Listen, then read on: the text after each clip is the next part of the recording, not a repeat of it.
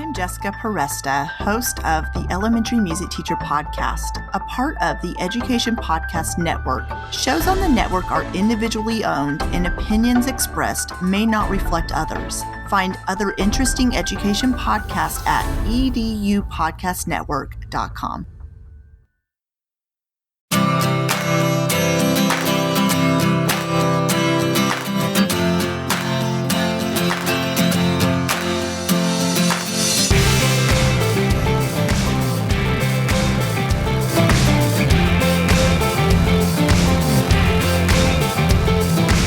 Thanks for listening to the Tech Tools for Teachers podcast, where each week we talk about a free piece or two of technology that you can use in your classroom. I'm your host, Shanna Martin. I'm a middle school teacher, technology, and instructional coach for my district. And I'm her producer and husband, Fuzz Martin, and Shanna told me to act, so I sat in the producer's chair and got to work on this podcast.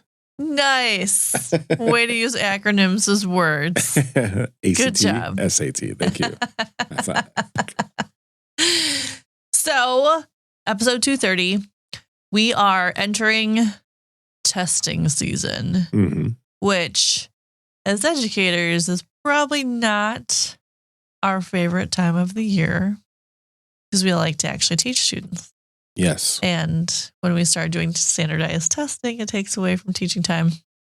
But it's also necessary as we have data on our students and also, especially like our high school kids that are taking the ACT. Some take the SAT. Kind of depends on like what state or where kids are headed. All of those formalized tests need to happen. So it's that time of year again where springtime is like, oh, it's almost nice outside. Like we have sun today. We'll have snow in 2 days. But, you know, it's where we also have to do all of our testing stuff. So I thought I would share a few sites that would be helpful for standardized test prep for students across the board. And some are familiar with. Sometimes you just need them pointed back out to you again or like where to find them. They're also just a great resource for families or to share with students to practice on their own. So whether you're going to practice in your classroom here and there, or if you want to send resources home with your students, these would be helpful for both of those things. So all three of these sites I'm sharing, there's no extra planning. They can just jump right in and use them. There's support for students. And I was thinking about too, like as a kid, all the way through college, probably never did so great on standardized tests. I was very much please let me show you how I learn or talk to you about it or give me a project. I was not a great standardized test taker. And a lot of students aren't, but it's a reality. We have to do them. So some of these would just be help them practice question answering ahead of time, because a lot of times it's just reading the question the right way. Online tests, especially for our elementary students, as they start taking tests, like they're different than written tests. So giving our elementary kids or our younger students practice with online testing, even just typing and mouse work and clicking on the right button, and it does matter and all that kind of stuff. So just kind of those useful skills that are helpful. And again, they happen at a lot of grade levels. So we can't get away from them. So here's some resources to kind of help you out with that. So the first resource I'm going to talk about is Khan Academy, which we appreciate Khan Academy. They kind of cover everything for us, which is free and fabulous. But if you go to Khan, KhanAcademy.org, KhanAcademy.org/test, TEST-prep, PREP, it will give you all kinds of test prep support. So there's like SAT math, and it breaks it down by categories like foundations of algebra, problem solving, advanced math, geometry, medium level stuff, advanced level things, which I appreciate. It breaks it down by level. So if you have students, like I have 8th graders that are doing algebra pieces as 8th grade going into high school, it's just great practice. So even if it's not necessarily test prep, but if you just want some questions to support your students that are outlined like test prep, you can do that. Of course, with Khan Academy, there's videos. You can set up the little lessons, and it's broken down by unit. So you can gives you a little background about the SAT and what you need to do. And whether your students are taking the PSAT or the SAT, those resources, are there. They have the MCATs, they have the LSATs, they have so many different tests. And while I know a lot of students take the ACT. Having SAT prep questions will help. It's any sort of standardized test practice. The other piece is they have all of the SAT stuff and additional assessments because the second website is the ACT website, because ACT does not like to share resources. Like they like to control all of their resources. Mm-hmm. So the second resource, if you go to act.org, it's the starting point. To get to the actual resources, it's a really long URL. So if you go to act.org, you can go ahead and register all those things now if you want to.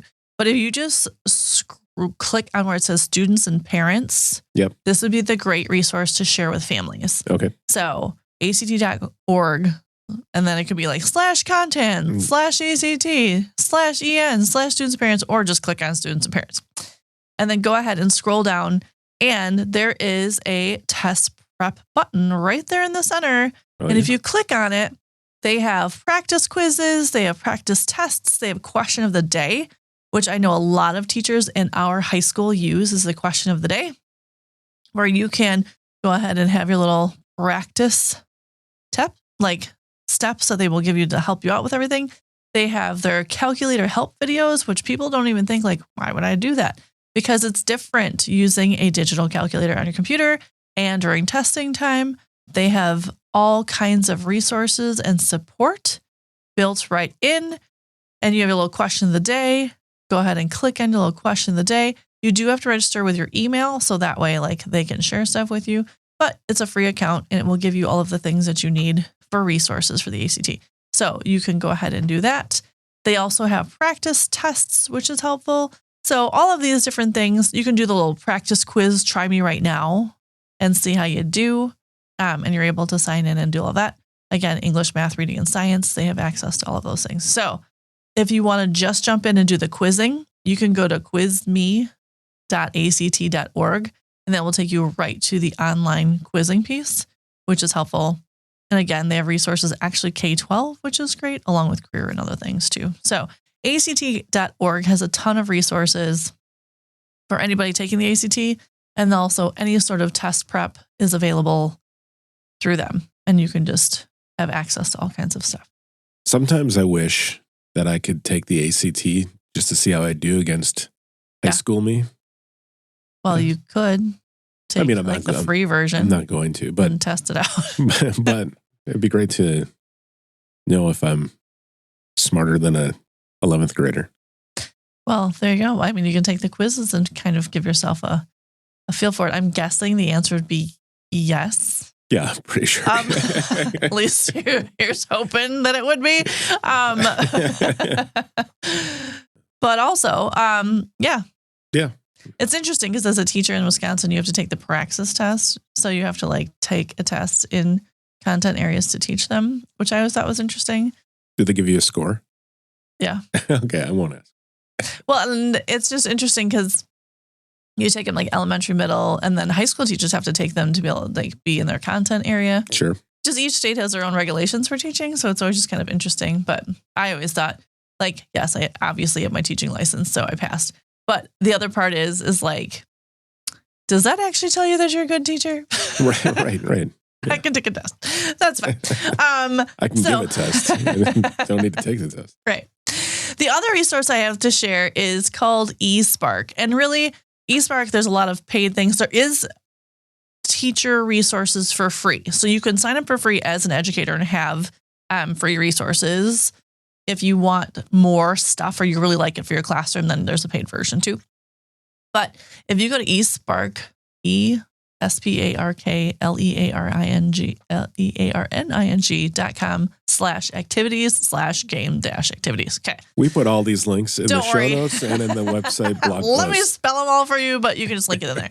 Anyway, so eSpark has math and reading games for pre-K through 8th grade. Now, what I think is something that is important to think about is a lot of our younger students don't necessarily test take online. I mean, they don't. Mm-hmm. But when you're choosing games or review games or activities for students to be doing, they should probably practice with a mouse or a trackpad and not an iPad, because the skill set for taking standardized testing for elementary students is different than things that they've done in the past. So eSpark, this just has lots of games online that are like reading and math focused, and they're standards aligned. So they are like specific to a standard. So you can try, fractions, and they have different things. You can break down the different grade levels, and then like if you're going to use like Common Core, and then you can choose your grade level, and then you can choose math or reading, and it will give you the breakdown so that your games and activities are like standards aligned. Mm-hmm. But what I always think about is like our third graders have to type like a paragraph, which is something that they don't necessarily do on a regular basis, but it's a part of their testing. It's not necessarily their knowledge, but they're testing their knowledge. But physically, for them to type a paragraph is something that they don't do on a regular basis. They probably handwrite them. So just being aware of skills for online testing, not just the actual content knowledge that they have or like the learning they're doing, but the physical, like finding to highlight stuff and clicking on the right multiple choice button and following all of the directions online is something to note. It looks like you are enthralled in some sort of activity right now. Playing a game called Kitten Castle. How's that going for you? I think it has audio that I'm not listening to. So how about Cheetah Chaser Identity Property? Wow. Or Downhill Derby with multiplyings by 7s. That's cool. Yeah. So they're pretty fun. So they're very engaging. And this is one where again, they have a free version for teachers, but you can actually just jump right into the games and play them. So if you want kids to play them or like for free, or if you just want to play around on your smartboard or things like that in your classroom, you can do that. So there's another way. Or on your laptop as you're producing a podcast. Right. You can absolutely practice. And I bet you would pass that with flying colors. I don't know about the ACT, but these I think you could handle. Well, there was one that was doing Common Core math, and I didn't learn that way. So I actually just learned a little bit how to do that. Thank you. Thank you, Kitten Castle. Look at you learning things. Oh, eSpark. Yes. eSpark. There you go. So see, you can learn things as you go to as an adult. So again, just getting a few ideas out there or resources for families to practice for testing season and getting your kids all ready to go to show all of the cool things that you have taught them throughout the year. And now they can demonstrate all the knowledge they have in their brains. So yes, little online test prep. We can all use it. Not necessarily our favorite thing, but also resources. We love a free resource. Right. So there you go. There you go. Hopefully that'll help you out a little bit with this testing season. So thanks for tuning in. This has been the Tech Tools for Teachers podcast. If you ever have any questions, you can find me on Blue Sky, Threads, Facebook, Instagram at SmartNWI. And if you want to get more information to the links to the technology discussed in this episode, you can visit SmartNWI.com. If you like to support the show, please consider buying me a coffee or two. Visit buymeacoffee.com/SmartNWI or visit SmartNWI.com and click on that cute little purple coffee cup. Your donations help keep the show going. New episodes almost each week. Thanks for listening. Go educate and innovate. The ideas and opinions expressed on this podcast and the Smart NWI website are those of the author, Shanna Martin, and not of her employer. Prior to using any of the technologies discussed on this podcast, please consult with your employer regulations. This podcast offers no guarantee that these tools will work for you as we've described, but we hope they do.